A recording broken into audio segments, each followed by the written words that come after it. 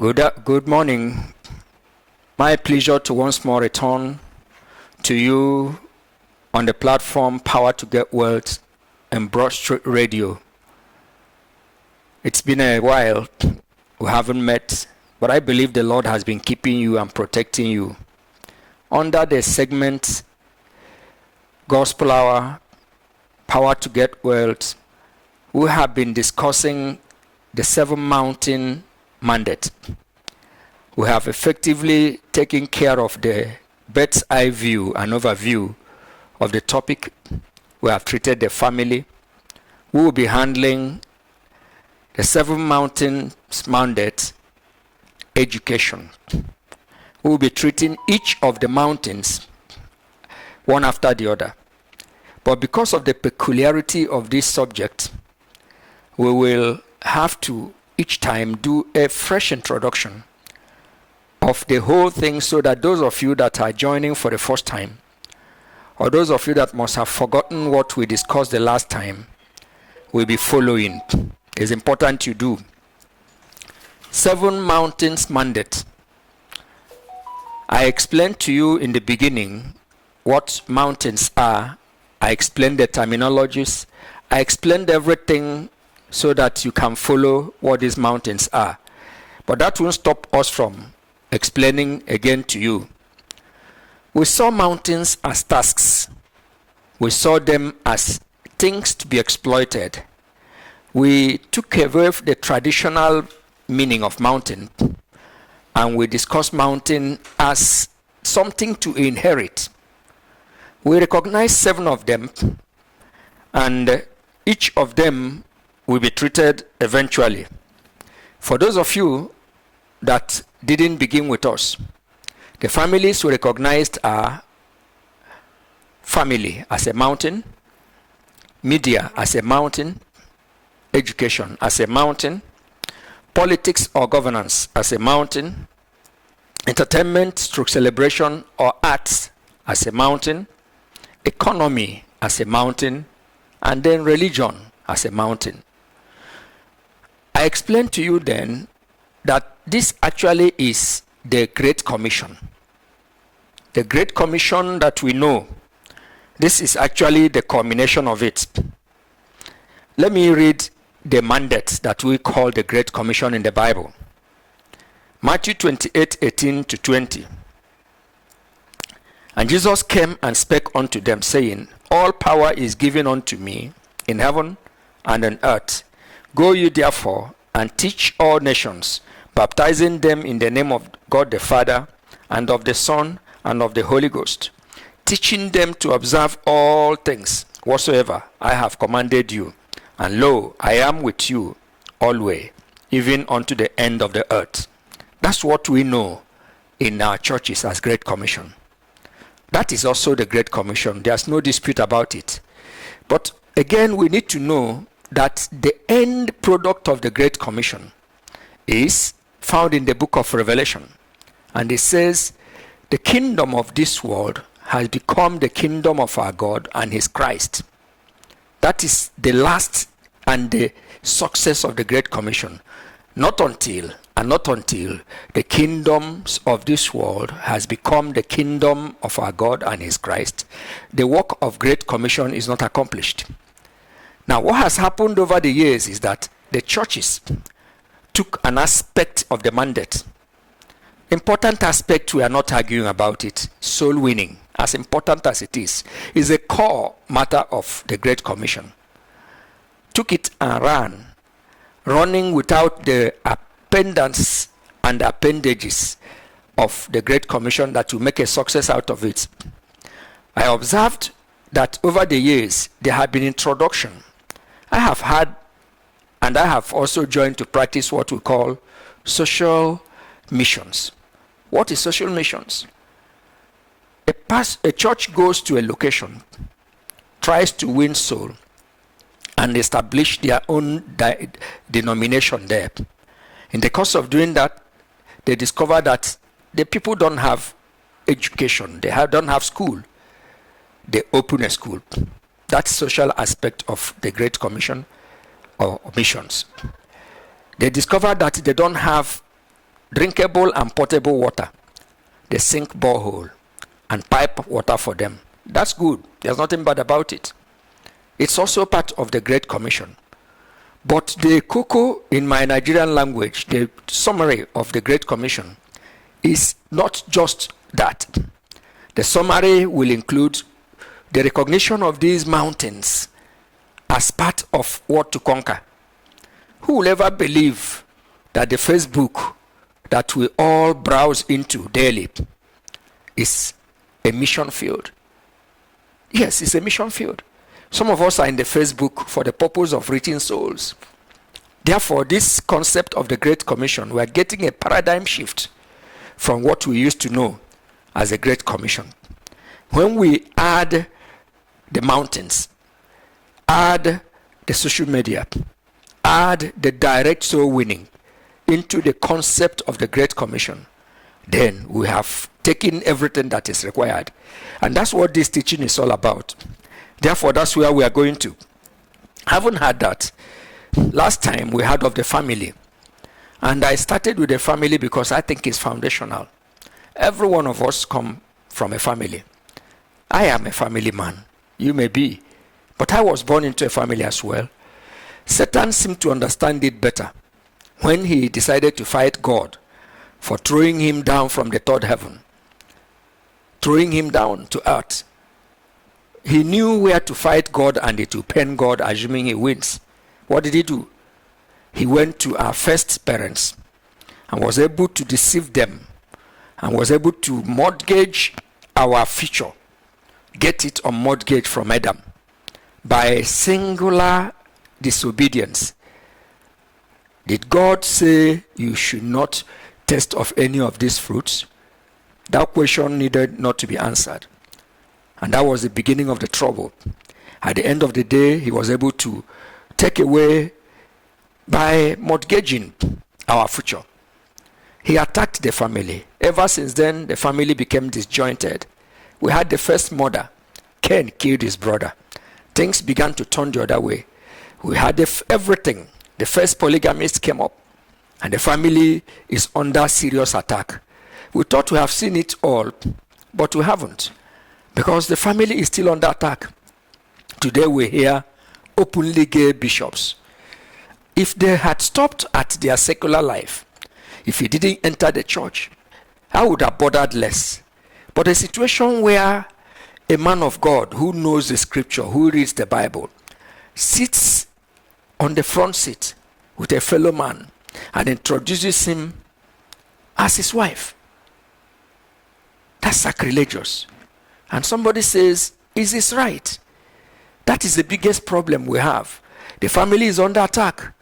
And you know the funny thing, when they don't stop at that, a man or a woman, a man and a woman says they are man and wife, let them produce now. Let's see them.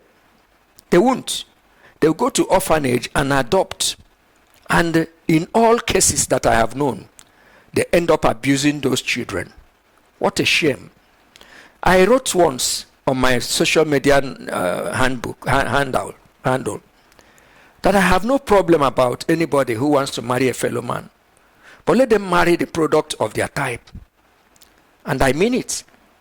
If you're talking liberty, somebody said, and it's true, that your liberty to swing your hand, front and back, swing your hand, ends right before the nose of your neighbor.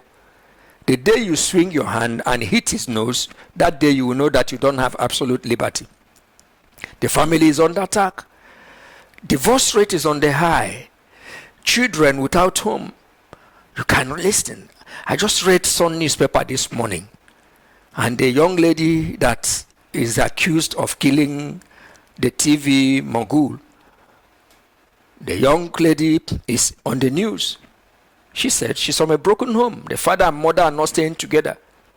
I believe it couldn't have been so if the parents were staying together. Almost all vice of the society, go on the Joeleba Bridge. Every person that is there, that is living under the bridge, follow it. The mother and the father are not staying together. The little armed robbers will tell you their story, how they started by sleeping under the bridge, and doing pickpocketing.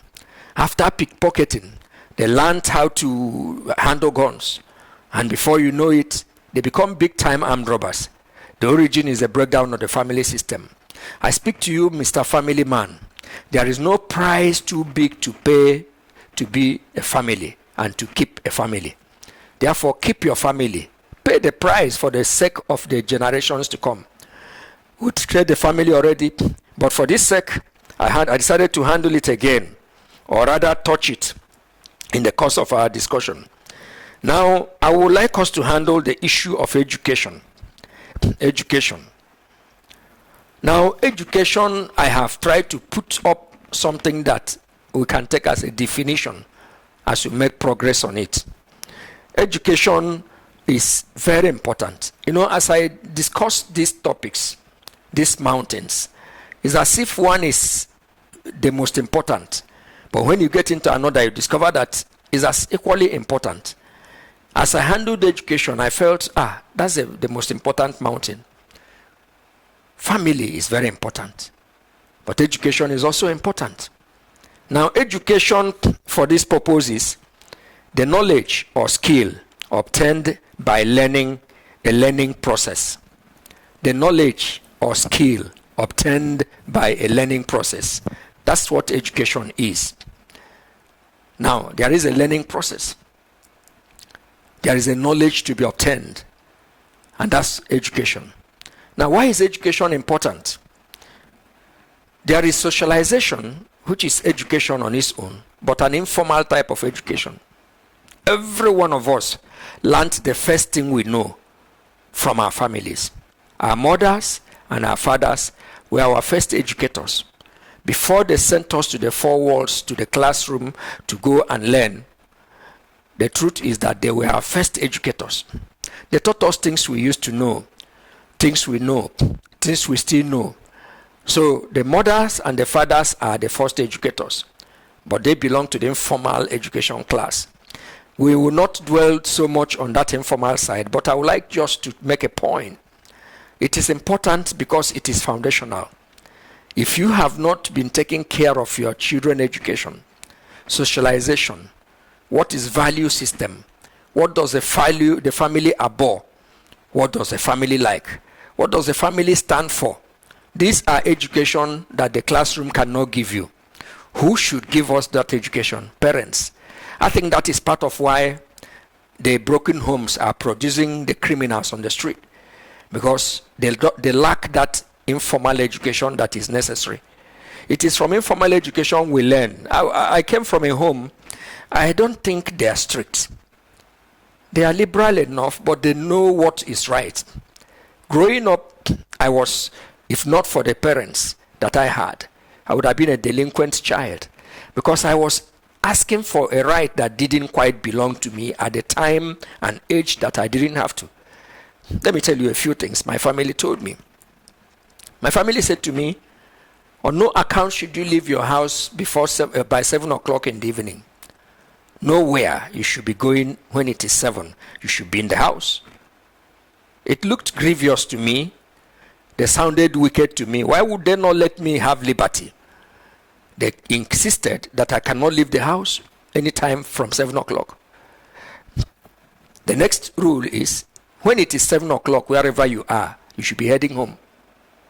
That's an education. That's what they are insisted that I must do. Occasionally, I flout the rule and I get a beating for it. Of course, they stopped beating me when I left the house. It wasn't wickedness on their side. That's what the family will teach. The family told me, on no account should you leave this house on any day without telling the person, whoever that is in the house, where you're going to. And I could sneak out and try to come back before they come home. Sometimes something will happen along the way and I'll be late to come back. And when I come back, I receive cane for not telling anybody where I was going. Those are family education. Those are socialization. Those are things that are needed. My family would tell me, you don't have to touch anything that is not yours. Those are education that came from the home. Now, there is a fatherly part of education. There's a motherly part of education. When any of them is lacking, the child suffers it. You will know a child that is trained by a woman. You will also know a child that is trained by a man. The question that is trending, rather the story that is trending, the other thing that she revealed in the interview today, I'm talking about Chidima Ujjuku. That's the name. Supposed the person they're accusing, the Bible, according to the law people, even if you catch somebody, you still called accused. Even though she has confessed of the crimes, she's still called accused. Said, my father and my mother are not staying together. That's what she said. And I said, no wonder, poor girl. The father, how can he monitor? How can he even get close to a girl that is of age now? There's a gap. It is a product of a broken home that could do all those things. I'm not saying that there are no children brought up by a mother and father present that didn't go delinquent. No. But majority of cases that we know are product of broken homes. So the family is. Education and the family are related. That's why it seems I'm treating them together. In the actual sense, most of the mountains are related. As you get into one mountain, you discover that there's an influence of another mountain on it. And education today is talking informal education, which families give, which is lacking in many that are not from homes that are together. So the education system has informal. The formal system of education is when you check him in or check her in into her first school, maybe a kindergarten and nursery. That's where they begin to teach A, B, C, D. Begin to teach all other things that follow in the school. That school is in trouble. In Nigeria in particular, the public schools have broken down. A friend of mine asked me once, why do you take the troubles to send your children to private schools? I said, it's not because I love private schools per se. I attended public school all through. My primary school was a public school. My secondary school was a public school. My university was a public school. But they are no longer the way they used to be.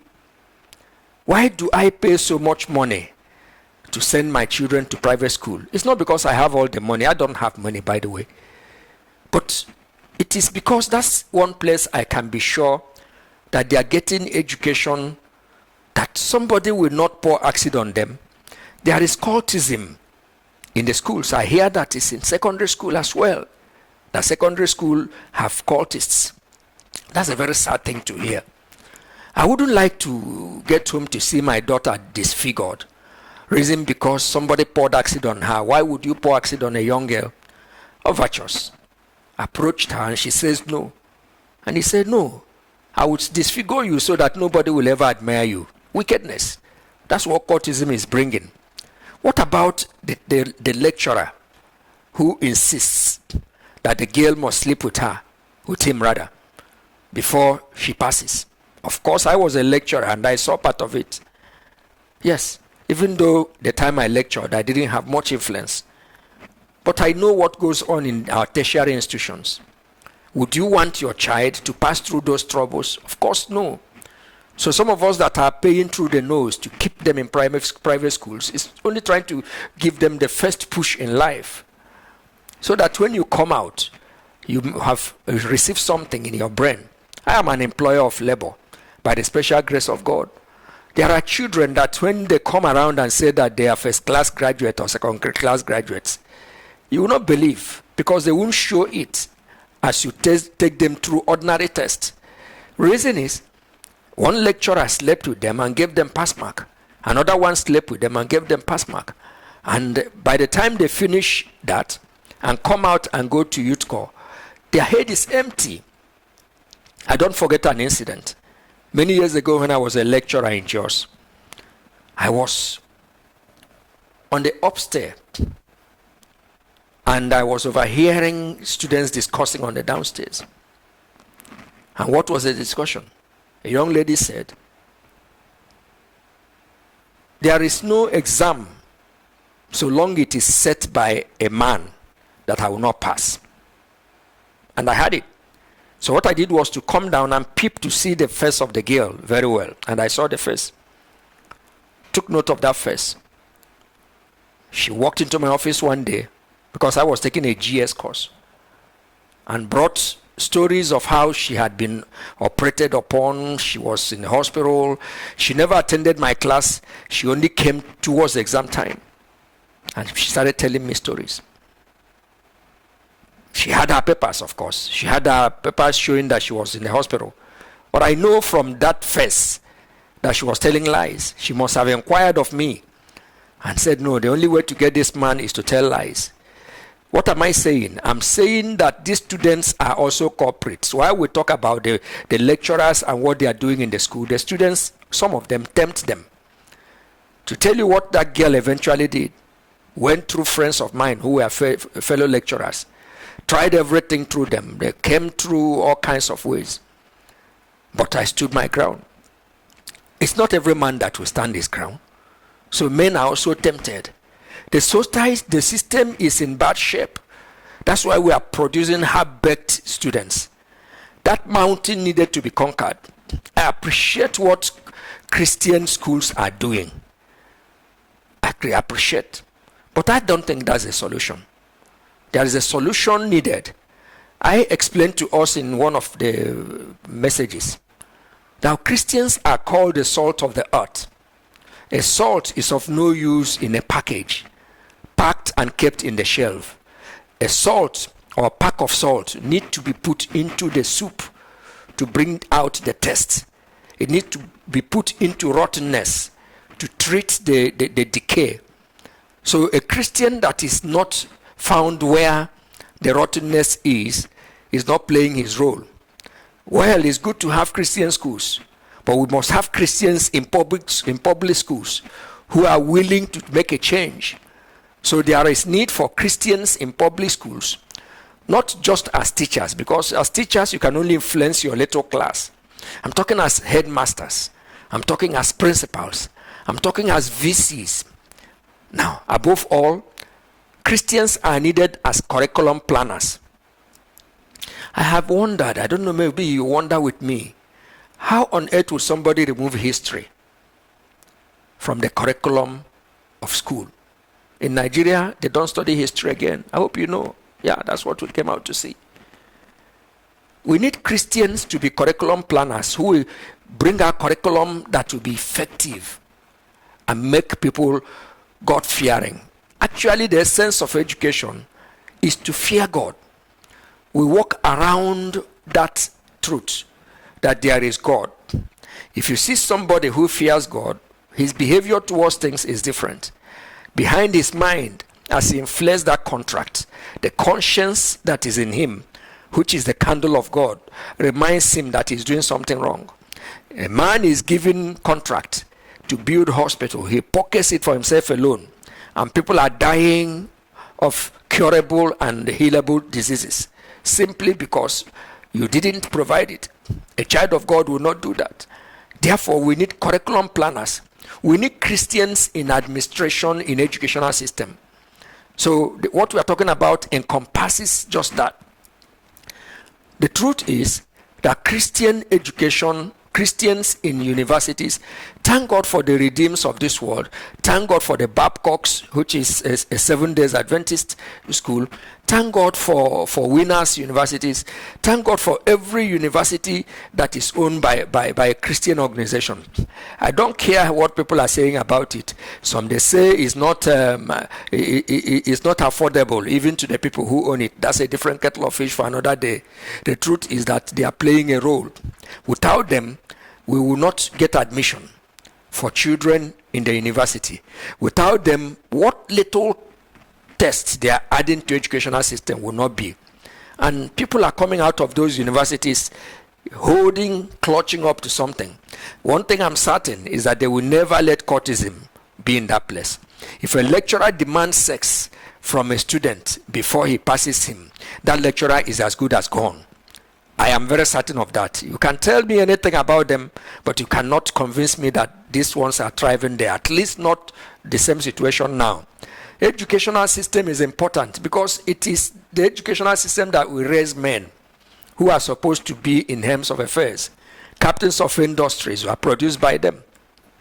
Lecturers are produced by them. Presidents, governors, senators, all people that are supposed to shape and change the society are produced by them. What if they have nothing in their brain? How would the society look like? That's how important the pillar, that's how important the mountain of education is. So the mountain of education is very important, and Christians need to take over that mountain. Take it over from the beginning. Once we had a Christian I know as Minister for Education, I wouldn't be able to castigate him or say he didn't do well, because I haven't really had him. But I think the curriculum could have been affected positively by that person. I wouldn't name him, but you know him. He was a Christian, outstanding. So I didn't know why, I couldn't know why we didn't have a better thing to do with that position that we once occupied. But every child of God that is in that line, maybe a PAMSEC, finds himself in the Ministry of Education, please do not forget that that mountain is a mountain that needs to be conquered. And it is important, possibly one of the most important mountains to be conquered. Private universities, public universities are needed. But a Christian that starts a private university can only affect a section. We need Christians. At the center of it, ministers of education, PAMSEC, curriculum planners. Inside there, teachers are needed that are Christians, and it could touch the rest of them. Everything in the society hovers around what the society gets as they are growing up. Children of today are leaders of tomorrow. We have always had that. But what a child has in his brain growing up is what he will give as he becomes a person at the commanding height of every other mountain. Every other mountain is dependent on this mountain. The mountain of family, now you have seen an informal aspect of it. The mountain of politics and governance, you have seen where it's coming from. The mountain of entertainment, you have seen that it is hinged on this, because it is education that makes the doctor. The education makes the politician. The education we talk about makes the family man. So education comes central, comes paramount in it. Fellow Christians, I speak to you today. Aspire that we occupy this mountain because of the importance of the mountain to God and to humanity. Once more, I thank you for being very attentive to me, to listen. I'll come your way again as the Lord leads. But please, the mountain of education that we dwelt on today need to be conquered and dwelt on and excelled upon by children of God for the benefit of the kingdom and for humanity. God bless you.